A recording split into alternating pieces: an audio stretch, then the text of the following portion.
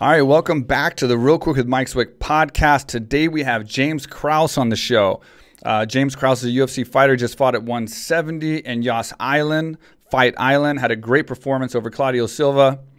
It's a fantastic fighter. He's won 7 of his last 8 fights in the UFC, but he's also a great coach. He's an entrepreneur. He's a businessman. That's right up my alley. So I'm definitely looking forward to getting to know him a little bit more. So let's get started. All right, James, welcome to the show, buddy. Man, thank you for having me. I'm a big Mike Swick fan. Have been for a long time. I appreciate it. It's pretty cool to be able to talk to you. Thanks, man. Well, it's great to talk to you as well. You know, there's so many facets of you to talk about. You're a coach, you're a fighter, and you fought for so long. You just made me feel really old. Yeah. Thank you. Yeah, it's I've been after it for a minute. This is October was 14 years for me. Wow, that's a long time, man. That's good though. That's good. Pro and amateur, 14 years. So yeah. Well, congratulations, man. You just fought a couple weeks ago on the Ortega card, and man, good job. Great fight. Thank you very much. I appreciate it. It's not I said this in my thing. Not my best work, but short notice with a bum knee. I'm not happy with my performance, but I am happy with my performance given the circumstances. You know. Yeah, I'll take it. Anytime you get a win, anytime you get a win there, it's great. So yeah, I've heard you say that, you know, and I'm more so like an entrepreneur. I love business. That's my forte right now. I do feel I'm a better coach than a fighter like yourself. It's just not as much my passion as business and building and doing what I'm doing. But as someone who has coached a lot, and you know, you got to look at the circumstances. I know that was a question that was brought to your attention, but you know, as a coach, you got to look at the circumstances. And I think under your circumstances, you did very, very well. I was very happy with how you fought. You know, you had a bad leg. I think what really showed was your fight IQ and your experience. You know, I think watching you when you had that fight, everything you did, you thought about. You know, you were always measuring what he was doing, where he was going, how he was feeling. I noticed at one point he was tired. He was backed against the cage, and you opted to throw a body shot, which was perfect. You know, because you knew he was tired. And it was a real well thought out fight. And I thought that was fight. Sorry, and I thought it was really good. You know, that showed your experience and. You know, he was wailing overhands and kicks and just kind of desperately doing things while you were just strategically picking them apart. And I think, you know, getting a win over someone like that, you know, 14 fights in a row, you know, you had an injured leg, and just to completely pick them apart and get a 30-27 unanimous is pretty damn good, man. Thank you. Yeah, it was. I felt like stylistically, I was a pretty tough matchup for him. You know. I think you know this, but a lot of those guys in the UFC are very, very one-dimensional. They're either good strikers with decent takedown defense, or they're good grapplers. So I feel like I'm good everywhere. You know, I can grapple pretty well. I can strike pretty well. I can wrestle fairly well. But even for the guys that wrestle a little better, I think I'm harder to hold down. So I just felt like I was a tough matchup for him, and I didn't think that he's not known to be like a cardio machine or anything like that. So I thought the cardio would. I just assumed the cardio would cancel each other out since it was short notice for me. I mean, the volume was like, just looking back on, I always try to double my opponent's volume. That's a goal of mine in every single fight, is always double volume. And my volume wasn't near as high as it normally is. But given the open stance, you know, righty versus lefty, you have to be a little bit more backhand dominant than the lead hand. So, I just basically was just, you know, looking for that draw two the entire fight. It's pretty much the only thing I was, you know, trying to throw is a draw two up top and then a straight two to the body. I couldn't really kick. I couldn't really knee. I couldn't really move a lot. You know, I almost fell over a couple times trying to move to my right. Yeah. So like I said, it's not my best performance, but with the circumstances that were put in front of me, I felt like, you know, I did what I had to do to win. So that I'll take it. You know what I mean? Like I says, I'm not overly proud of it, but I will, you know, win's a win. So I'll take it. Yeah, I mean, he did look a little bit tired toward the end, but his toughness showed, and that's why he's won so many fights. I mean, he was still going. You guys were still brawling in the third. I mean, he definitely had no stopping him. So that's something that's, you know, equals to cardio sometimes. He's tough as shit. There's no doubt about that. He's super tough because I hit him with some really clean right hands. And he didn't, I mean, I hurt him a couple times, but he never really went away. You know what I mean? He never showed me that he wanted out of the fight ever. You know, he's tough. He's a tough dude. And like you said, I think that's why he's won a lot of fights, is he's still game through 15 minutes. Yeah, and I saw that this was like kind of a second opportunity for that fight. How short a notice did you have to take this fight? Like, how long did you have to prepare for it? It was initially offered to me on 8 weeks. It was offered to me 3 times. Oh, 3 times? It was offered to me, yeah, 3. Well, Actually, it's more than that. On this specific fight, it was offered 3 times. But I've been offered to fight him in the past once or twice. Oh, wow. And for whatever reason, our schedules didn't line up, whatever. But they offered it on 8 weeks' notice, and I accepted the fight. And they ended up just pulling me from the fight. They, I didn't know this at the time, but they just basically said, hey, we're going to bring you stateside, and we're going to give you a better opponent. I didn't know what that meant, like a tougher guy, or I didn't know what that meant, but they pulled me from the fight. I accepted it and everything. And that was 8 weeks notice. And then around 3.5 weeks out, 4 weeks out, they offered to me again. They said, hey, the guy that we got for this guy, he backed out. Do you want the fight? I said, man, like, I just took a fight on 24 hours notice. I'm not trying to take another short notice fight. Yeah. And I wasn't really like training. I always trained, but I wasn't like training super hard. I was like, I don't know. I was training hard enough, but not. Yeah. I just didn't want to do another short notice fight. And then, so I hit my management up, and then I basically realized that if I didn't fight on the Fight Island, that I wasn't going to fight again for the rest of the year, because I'm Other coaching fights. like every other weekend for the rest of the year. So there's no. Anyway, so I started training. I trained really hard for a week, and I was like, man, I feel really good. I was like, let's see if we can jump on something short notice. So my manager, Jason House, hit up Sean Shelby. He's like, hey, is there any openings for Krause to jump on short notice? And he's like, yeah, the Cláudio Silva fight's still open. I was like, all right, well, I guess. So it ended up being 13 Dustin. days notice on this one that I ended up having for this fight. But I train every day, twice a day. Yeah, I'm in the gym 24/7. So the shape isn't always a thing for me. You know the difference. There's good shape and there's fight shape. Right. I wasn't in fight shape, but I was in good shape, and it was enough.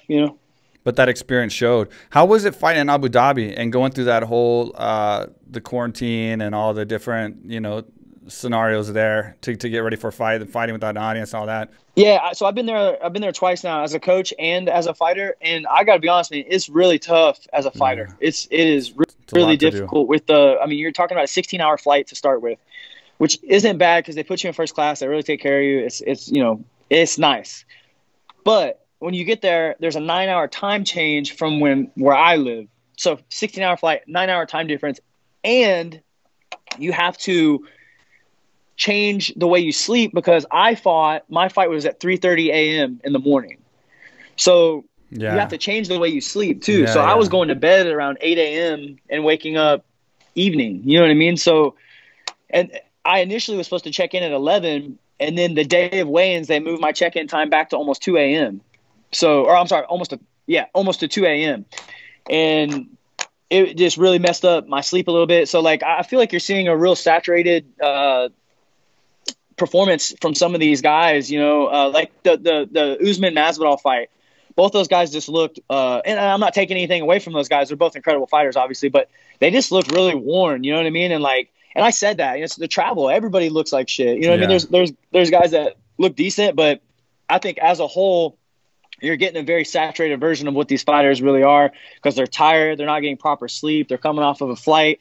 The food is weird there. Like everything is just different, So it's you're seeing a lot of guys have like some busted performances, and the guys that even win or aren't looking their best, and you're still getting good ones here and there, but it's a really tough change to make all that work. It's very difficult dealing with the sleep, dealing with the nutrition, like all the things, all the X factors you have to go through there. It's really difficult as a fighter to do it. I was only getting I was seeing like 1 and 2 hours of daylight a day, so that right there alone will mess with you. Like it's weird, man. It's a different animal for sure. Yeah, I just had Dana on the podcast, and he was Dana was he had quite a rant about the media, obviously being so negative and how they report. And one of the things that I mentioned during that podcast with Dana was, it's shocking that like, I have so much respect for these guys that have just kept pushing through and going over there and going through all these different schedule changes, quarantines, flights away from their family, sicknesses and stuff like that.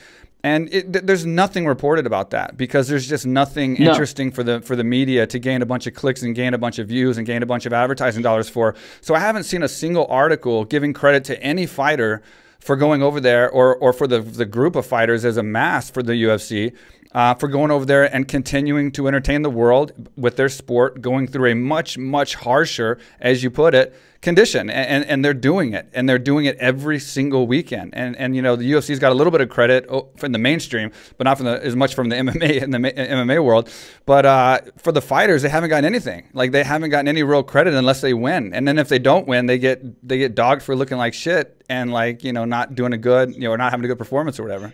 Yeah, no, I mean, you're exactly right. The thing about my guys, I told him, I said, man, like, I hear a lot of, like, the coaches bitching about going over there. I'm like, dude, send my guys over there. Like, we're ready. My guys are always ready. Like, I don't have a problem going over there. Let's go. I'm ready to rock. Like, I'll jump on a plane today and go over there. My guys are always ready to go. And the great thing about it is, like, you're not the only one dealing with it. You know what I mean? So, like, your opponent has to deal with the same thing. Yep. So for me, I feel like my team is built, like, anytime that you deal with an X factor, there's some kind of X factor at play that's not normally there. I feel like my team has an advantage in that. You know, like, the way we train, the way we do things, like, it's just we're built for those X factors. You know what I mean? We're built for the things, the distractions. We're built for that. And I feel like my team always seems to excel whenever those situations come up. So, like, I send me over there. I'll go over there. Yeah. The whole time. You know what I mean? Like, you have somebody on every week, I'll go. Let's go.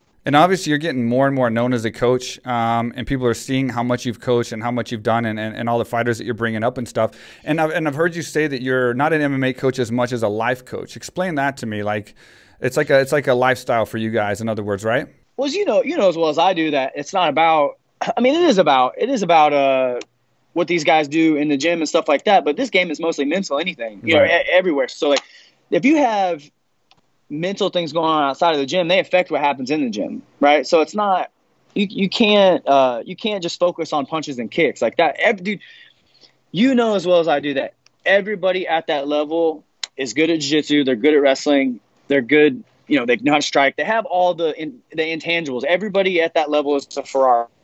You know what I mean? Like, but sometimes what type of gas you put in the Ferrari is all the difference in the world. So I just try to I try to help these guys. I've got a lot of life experience and MMA experience, so I try to help these guys through the things that I've already been through. You know what I mean? Like, I was one of the first ones to do it where I'm from. You know, like, I know, like, on the coast and stuff like that, California, Florida, black belts, high level fighters, or diamond dozen, you find them on every block. Not where I'm from. You know what I mean? Like, when I started doing jiu-jitsu, there was no black belts. The highest rank here in Kansas City was a blue belt.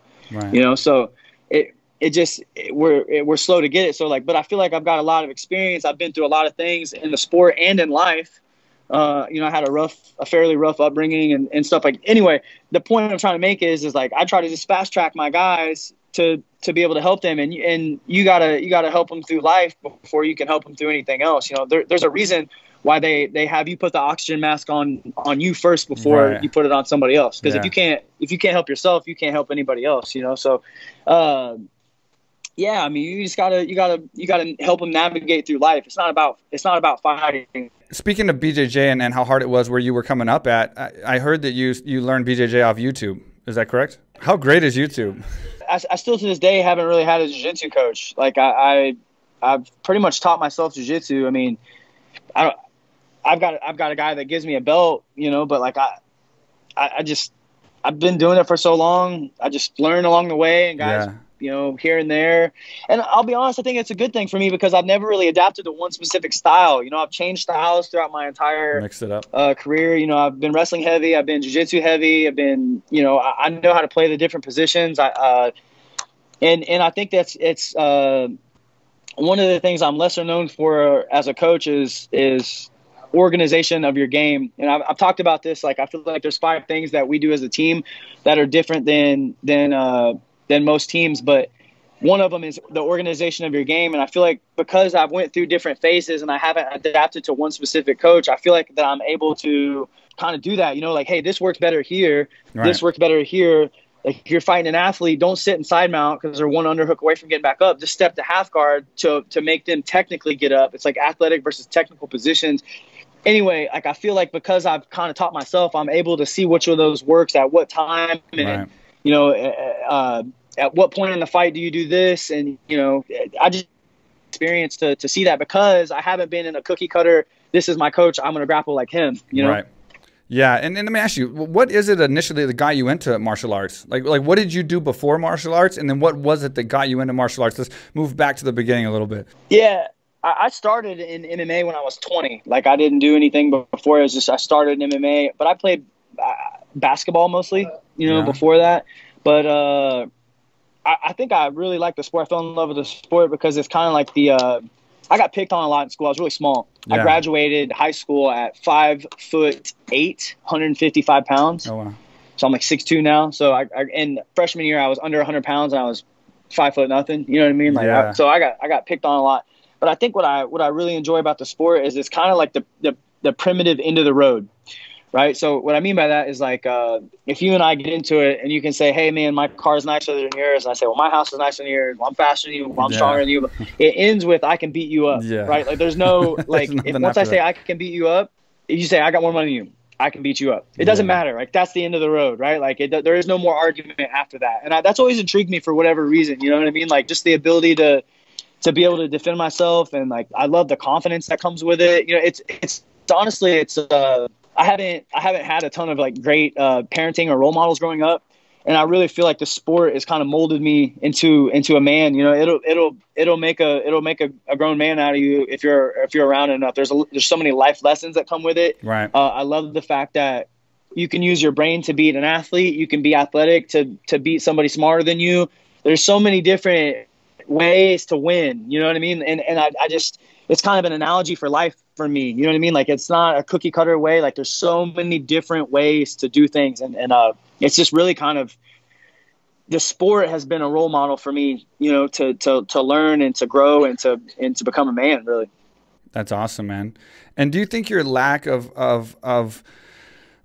like, I guess, parenting or whatever you had growing up caused you to be such a good and motivated coach so early? Because it seems like you wanted to be a coach and were a coach at an early stage of your career. So was that something that led for maybe you not having the right, I guess, leadership, and then you kind of wanted to help other people more and provide that leadership, and then you just took on that role really fast? Or what was it that really made you start helping other people before you even got your career going?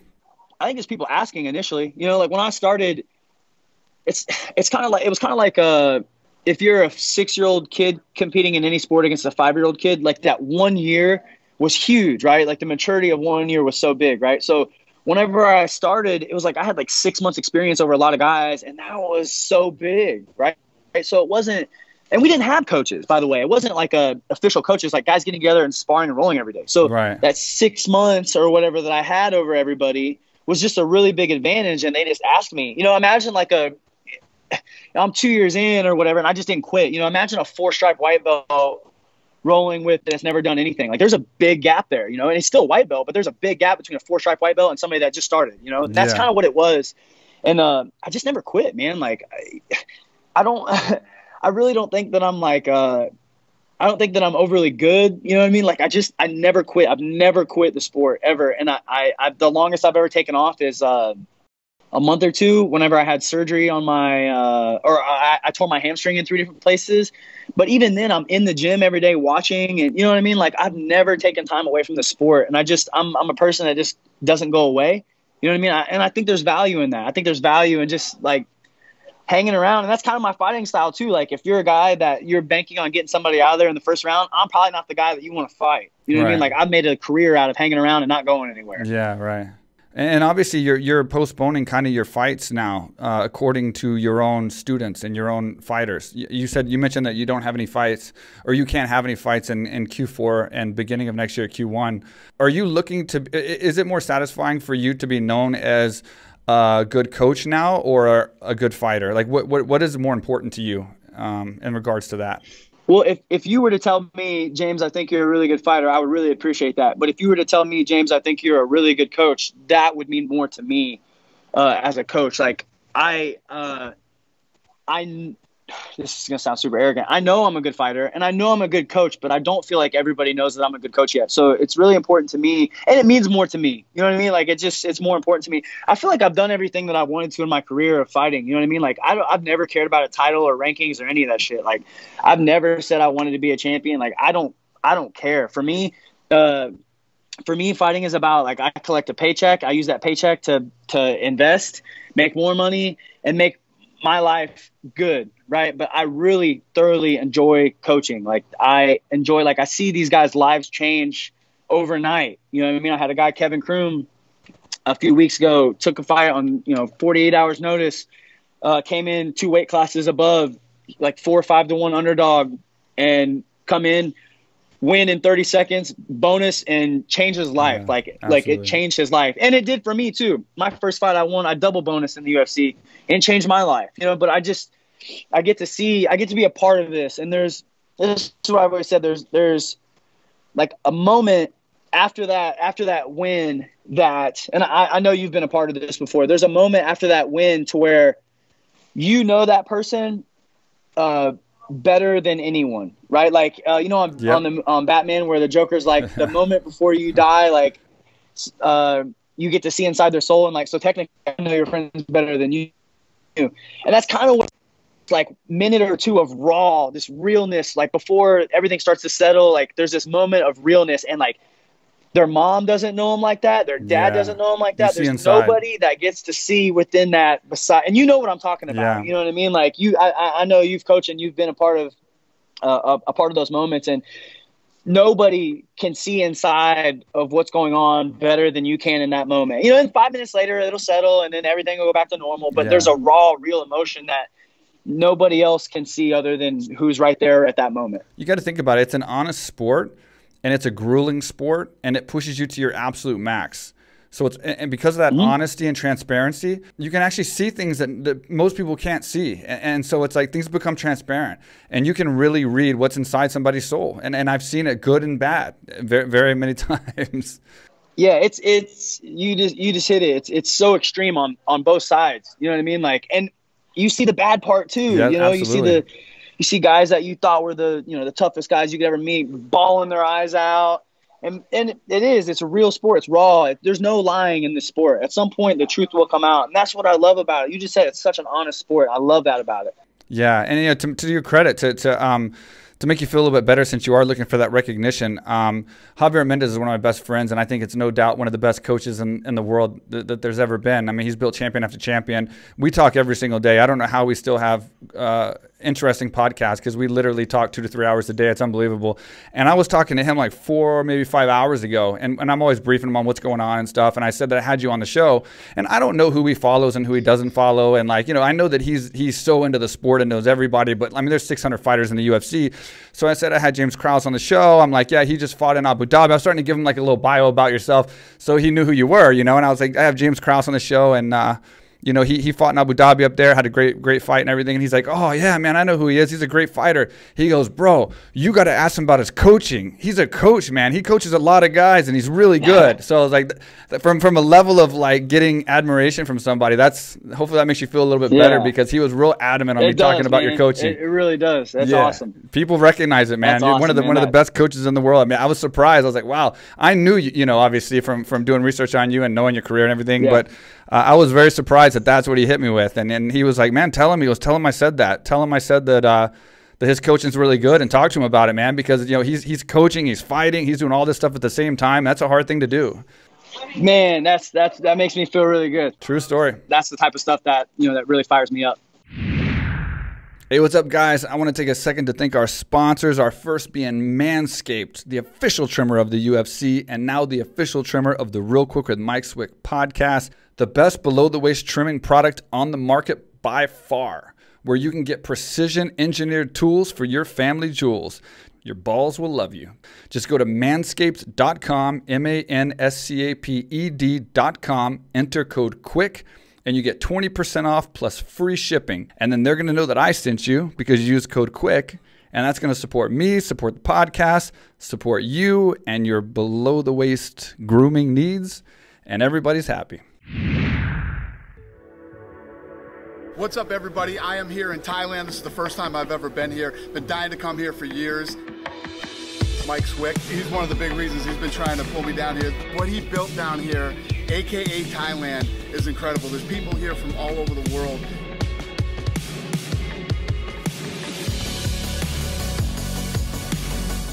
You can train mixed martial arts here, jiu-jitsu. They have weightlifting, they have cardio, and obviously they have Muay Thai, boxing, everything.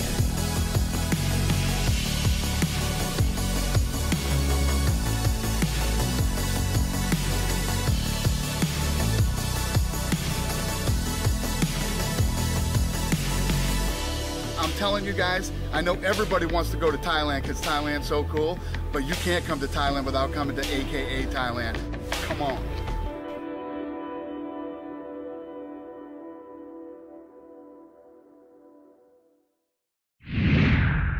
Being an entrepreneur, I have to ask you though, you know, you want to be, you're an entrepreneur, you want to have a career after fighting and pursue things, but you being a trainer, you have to understand obviously that there's only so much you can earn and so much you can do as a trainer and so much you can do and earn as a fighter. What is your take on that? Like, what do you have set up and what are you looking to have set up for after this, after the fighting, after the, you know, coaching and training and everything? Or are you wrapping that all into something tangible later? Yeah, it's all into one, right? Like I have, so I'm in my gym right now. I have 3 gyms in the Kansas City area. They do pretty well. But I'm really big into real estate. I have 2 Airbnbs and then 5 like longer term rentals. I own the building that the gym is in, which we lease out to tenants. Real estate is really where my investment mind goes. But in terms of, you know, from a business standpoint, the gyms do well. The gyms and real estate are really where like I'm kind of setting myself up, you know, being in a position where I don't have to fight, like, and I'm never going to be like strong armed into taking a fight that I don't want to take. It puts me in a good position, you know, like I don't have to fight, so I can kind of pick my schedule. And you know, the UFC isn't fond of that at times. You know, I think they want me to fight a little bit more than what I want to, and that's fine. You know what I mean? They have every right to want to do that or whatever, but. I just feel like being in a position to where I can control the cards, you know, that I can't ever count on somebody else to pay my bills. And I've been in the UFC since 2013 and I've just never gotten like a sense of security from that. You know what I mean? Like it's just, I hate the fact that somebody else can control my income, you know, and I've never felt good with that. So, I've really worked hard to not rely on them, and it's you know, like I said, it's a great spot to be in to where you don't have to fight. Yeah, and I think you're real smart about this, man, honestly. I feel the same way about that you do about something. I heard you make a comment about it, and it seems like the internet went crazy when Dana White said that the UFC is an opportunity, not a career. And so many bloggers and journalists and even ex-fighters were like went crazy about it. And they didn't understand it from, I think, the standpoint that I and you understand it. A career is something that you can do for a long period of time, you know, and you can retire from. And when you retire from a career, of course you call UFC a career. Of course, we all call it a career, a sports career, whatever. But it's not a real career. Like when you consider a real career, when you retire, you're done. You're sitting on a boat somewhere. You're sitting at home with your family. You know, it's actually over. But it is an opportunity, and it is a chance for you to gain money, gain popularity, which is what I kind of use to build my post-career, which is what I consider my career, business, you know. And I think you agreed with that. And I think that's 100%. Very smart of you to agree to that, because so many people just didn't think about it all the way through, and we're just like, what? It's not a career. What do you think we're doing? Why are we fighting out there and doing all this stuff? But it's like, I mean, how many fight? I've had an 11-year fight career in the UFC. That's extremely long. I mean, that's because I didn't fight a lot. I missed a lot of fights. Diego Sanchez had a longer one from season 1 because he kept fighting. But 11 years, that's a really, really long one. And like I said, that's only 15 fights. So it was because I had a lot of time off and I had a lot of this. But like most careers in the UFC, I mean, if you look at the average, it's probably around 5 years would be an average. And that would probably be a good average, I would think. So you can't really call that a full career. But it is a great opportunity. You brought Diego up, but gosh, I don't want that career, man. Like, look, you know what I mean? I'm not trying to talk shit on him. I would love to fight him, but like, his brain is gone, man. Like, what's the trade-off? You know what I mean? Like, if you can't spell your name to write a check 10 years from now, what good is all this in the first place? Right. You know what I mean? Like, and you know, for me, I want to be able to hang out with my kids and have fun with my kids, remember them, and you know, like, to me, the career that he's had is not like it's professional sports. Like the goal in professional sports, any professional sport, in my opinion, get in, make money, set yourself up, get out. you can't, like, we're talking about, you had 11 years. Like, that's remarkable. You know what I mean? Like, that's unheard of. But I was also doing business a lot during that career. So there was a big give or take. I was losing some fights. I was having bad performances because I was setting myself up for stuff that I knew would be an actual career, because I knew going in, from the first UFC fight I ever had, I never thought I was going to be fighting until I was 40 years old. You know what I mean? Like, I knew it was going to be get in there, make a name for myself, try to be a champion, try to be as famous as I can, and then use whatever I can as far as financial or promotional, and then eventually use that to make something for my life that's going to be sustainable long term. Absolutely. That should be everybody's goal. Dude, one of the things in this sport that breaks my heart is to watch these guys that have been doing this for 10, 15, 20 years. They walk away from the sport and you know they don't have a dollar to their name. Their brain cells are gone. They're beat up and they don't have anything, man. Like, that breaks my heart to see. And I got a lot of criticism early. And I know you probably did too, but like, I got a ton of criticism early for not leaving my gym, not going to, super gym or whatever, and getting real looks. I stayed at home, and they said I was doing too much. And like, dude, I'm gonna dime him out. But Frank Trigg was always the worst one. He was always the worst one. And he apologized, and he'll admit that he was wrong now. But dude, every interview that I did, as soon as we were off there, he's like, dude, what are you doing, man? You got to get to a different gym. You're doing too much. I'm like, bro, like, I don't really care what you think, man. Like, I'm doing it just fine. I'm winning fights. You know what I mean? Like, just because I'm doing it a little different than everybody else. And man, I don't regret what I did, not even a little bit, because like I said, I see these guys that were going to the super gyms, and I see these guys that were, going home and taking naps after morning practice whenever I was working. Like, I see what they're doing now, and I won't trade where I'm at. You know what I mean? Like, I'm in a good spot, and I see a lot of these guys they're not even fighting anymore. They're working a day job or whatever. That's not what I want to do. That's not an option for me. Yeah, no, I agree with you 100%, man. Like, when I knew that when I knew I couldn't be a champion, like when I knew that was out of the question, I was one fight away in both divisions, 70 and 85, and like I lost the fight with Silva with Yushin Okami. Then that dropped me to 170. I had a health condition, and then I had to fight 170, and then I got back to title contention with Dan Hardy, and that was going to be my fight to fight GSP. Lost that fight. Dropped my second opportunity, and with my health condition the way it was, I couldn't eat, and I was super skinny, and like that's when I really knew that I wasn't going to be able to be a champion. Like, I had 2 chances, I blew them. I was barely being able to keep my weight on, barely be able to eat. I had a thing, and that's when I knew I needed to start thinking, especially a lot more about and the fights I took from that point on was never longevity. It was always about, one of them was for fun, later on when I had the gym built. The others were for like money and getting substantial payoffs so that I could, increase my business endeavors and stuff like that. But it's like a lot of people don't. And like, what do you think about someone like Anderson Silva being such a legend of the sport? And I know he's a martial artist to the core, but now he's retiring, maybe not. But he's 45. Like, that to me is he's got to be done. It's a tough thing, man, because he doesn't understand this stuff sets in like 5 years, 10 years later as far as CTE and things like that. And this guy was a legend, an icon when I was coming up. Yeah, like, I don't want to name any names. There's other guys that are legends of the sport too that have just completely demolished their legacy. I don't think Anderson's is gone, but I think if he keeps fighting, it will be. Yeah. I think he's got to be done. And I know what he's thinking. He's probably going to go to Bellator and get some big paydays. Some couple $1 million paydays. I don't know. He kept saying it's my last fight with UFC. He never says my last fight. Right. You know what I mean? So I think he's banking on going to Bellator or something like that. Which, listen, man, like, I'm never going to dime somebody out for trying to feed their family. But absolutely, when we talk about legacy, if he hasn't set himself up with the amount of money that he's made, like, that's a mistake on his part. I don't know. I think he needs to be. My opinion is he needs to be done. Hopefully, he set himself up. Surely he's made so much damn money that he has. Yeah. I don't know that though. You know what I mean? But in my opinion, he needs to be done. Yeah. What do you think about the opposite end of the spectrum with Khabib possibly retiring now? And I mean, he obviously did retire, but they're saying he might come back or whatever. I think being his teammate and knowing what I know, which we don't know everything, we didn't know he was going to retire. So like even Javier.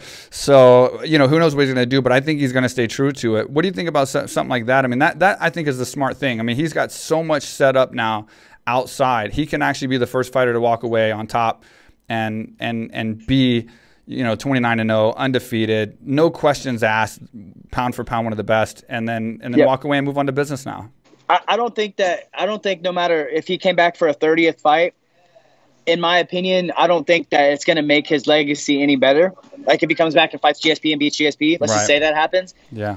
I don't think it makes it any better than what it is now. I agree with you. Yeah. You know what I mean? Like I don't see it personally, but maybe that's, like you said, that we don't see everything, and maybe that's a goal of his. I don't know what's inside of his brain, but in my opinion, his legacy does not change by beating one more person, but it will change if he loses to one guy. You know what I mean? Like, and I don't see him losing to anybody, to be honest with you.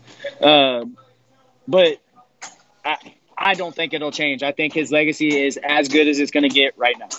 What do you think about, if you can answer this, I know sometimes politically, depending on who you know in the fight game and stuff, but as a coach and as a fighter, what do you think about the argument of pound for pound, GOAT, whatever, between Jon Jones and Khabib, considering that Khabib's lost maybe 2 rounds in his life, he's never cheated, he's never had a flaw in his record, he's beat everyone he's ever fought, even in the rounds that he's lost, he's dominated and finished those fights, compared to someone who I think is a fantastic fighter, have all the respect for in the world, in Jon Jones. I think he could have been one of the greatest ever live, but 2 of those fights that are on his professional record are not wins due to cheating in 2 different ways, be it a disqualification, be it a drug test, and then he's lost many rounds. He's had controversial wins. He's had split decisions. What is your take on overall? Does he have a say in being a better overall fighter, do you think, than Khabib, or do you think Khabib did it? He clarified himself as the best. There's nobody putting their hands up right now saying that they want to fight Khabib. When this question was initially asked, I actually said Jon Jones, but after I've been asked it a few times now, and after really diving into it and thinking about it, you pretty much just hit it right in the head. Like Jones has won some questionable decisions. The cheating, let's just take the cheating away. That's a big factor, but let's just take that away. Let's act like that's not there, which it is. But let's just act like it's not. Yeah, he's had a couple wins. Thiago Santos, Dom Reyes, like these are both split decision wins. Khabib's lost 1-2 rounds, maybe. Yeah, you know what I mean. So it's really tough to argue. Really tough to argue that, and he's dominating. I mean, he's dominating guys, and I think his schedule has been a little tougher, to be honest. You know what I mean? Like. So the short answer is Khabib now. That would be my answer. But I initially said Jon Jones. But after thinking about it and really diving into it, I hate the pound for pound thing. I think it's so stupid. Yeah. But after really thinking about it, I would have to go Khabib. Yeah, he brought out some strong points as far as Jon Jones, and he was fighting it pretty hard. But I just think, like, when you look at someone who's the greatest ever, or the pound for pound, or the GOAT, or whatever, I think once you decide to cheat, or once you cheat and get caught and get especially punished for it, that's like getting sentenced. Like, if you're a felon, you can never unbe a felon. Do you know what I mean? Like, once you're sentenced for it, like if you cheated and didn't get caught, that's one thing. But when you get caught twice and things are overturned, I think you're out of the question no matter what. Like, I don't think there's a chance you should be able to come back and be. But that is, I mean, this has nothing to do with you. And I just wanted to get your opinion as a coach and as a fighter. But what I did want to ask you about, I heard your side on the Joaquin Buckley thing, and I kind of, from what I know, I kind of support your being that I have a coach and being that I have fighters that want to come in and just spar and come train and do things like that. I wanted to get your side of that as well. I know you said it many times. Hopefully you don't mind repeating it again. But what is your side again on that Joaquin Buckley thing? He wanted to come in and just train, and for whatever reason, I know you have the choice, being a gym owner and a trainer, about whether somebody has what it takes to come in. You have that choice anyway. And then also these guys that just want to come in and spar all the time and be gym heroes. What's the story?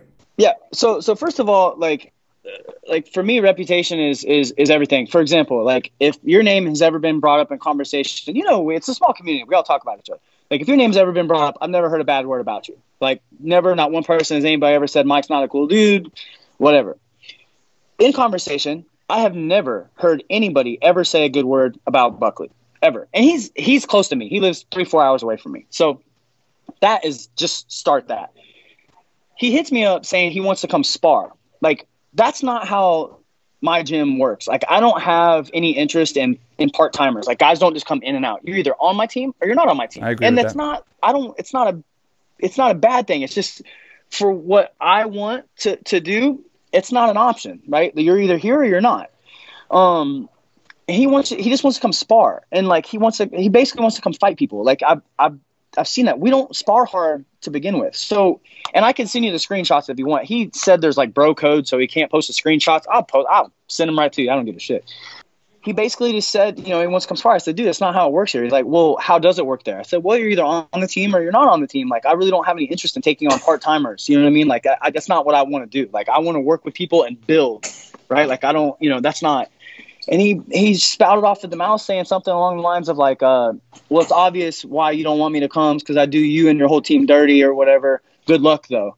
I said, hold on a second, dude. Like, I've been in the UFC longer than you've been fighting, kid. Like, nobody, if you think for 1 second that anybody here is afraid of you, you're crazy, And once again, I'm paraphrasing, but I'll send you the screenshot if you want to see him. And he kept getting lippy with me, so I was like, dude, like, I'll fuck you up, like I'm, you know what I mean? Like, don't. It is what it is, you know what I mean? Like set a fight up. If you wanna come fight, I'll go back up to 85. I'm not an 80 fighter, but I'll fight him at 85. And he didn't like that, and it's been blown out of proportion, way bigger. Like that, I just said that, and I said, dude, get the fuck on. Like, I don't need you here. You reach out to me. I had 35 fighters on my mat yesterday morning. You had 4 in the picture you posted. I don't need you. You need me. So you know what I mean? Like, you reached out to me, not the other way around. I never even asked for you. And he's just. It boils down to this. He's an asshole. I don't have patience for that, and that's not the culture of my gym. Everybody in my gym is here to help one another. We're not here to fight. We're not here to spar. We're here to get better every single day. He does not fit the culture of my gym. I have no desire to bring somebody like that with that attitude into my gym. I just don't. I don't need him. I don't want the. I don't attitude. I don't want that type of mindset coming into my gym. Like, I've fought. And I've worked too hard to change the culture to a positive culture where everybody's trying to get better and everybody's trying to help each other. Like, why would I want to threaten that? Yeah. And it sounds like from how he talked to you afterwards, the way he texts you and stuff, that he's not that kind of guy. And from someone who has a gym, so people that don't understand, I have a gym in Thailand, and we get people all the time that they want to do the same exact thing. We have guys like Manel Cap and big stars and guys that are up and coming and this, that, and the other, and they want to just come in and spar. And it's like, that ain't how it works. You don't just come in and spar our guys. There's a lot of variables there. You know what I mean? Like, we have a program, we have it set, and you as a coach, you're in charge of that. And these guys that want to come in, as you can see, I could have pretty much assumed what you said he told you afterwards was what he would say, because it's usually the same type of guys. Yeah. They want to come in and they just want to kind of spar around and test themselves and see where they're at, because they don't know. They're kind of insecure. And so I was just curious about your standpoint, and I wanted to defend you on that, because I agree with you, and I think that you made the right decision and being a good coach and sticking to your game plan no matter what. And thank you. And it's funny because I can't even see what he said about you, because what you said in return to him is so big on the internet and it's so many pages. I can't even see the video of what he initially said that started this whole thing, because it's just all your responses. And when's the last time you heard me say anything like that?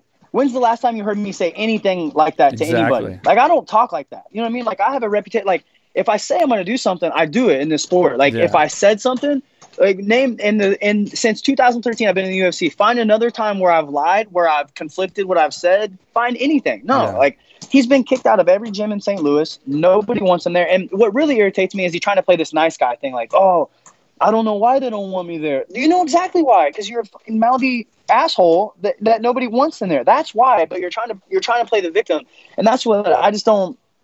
I don't want that, man. Like, I'll defend that.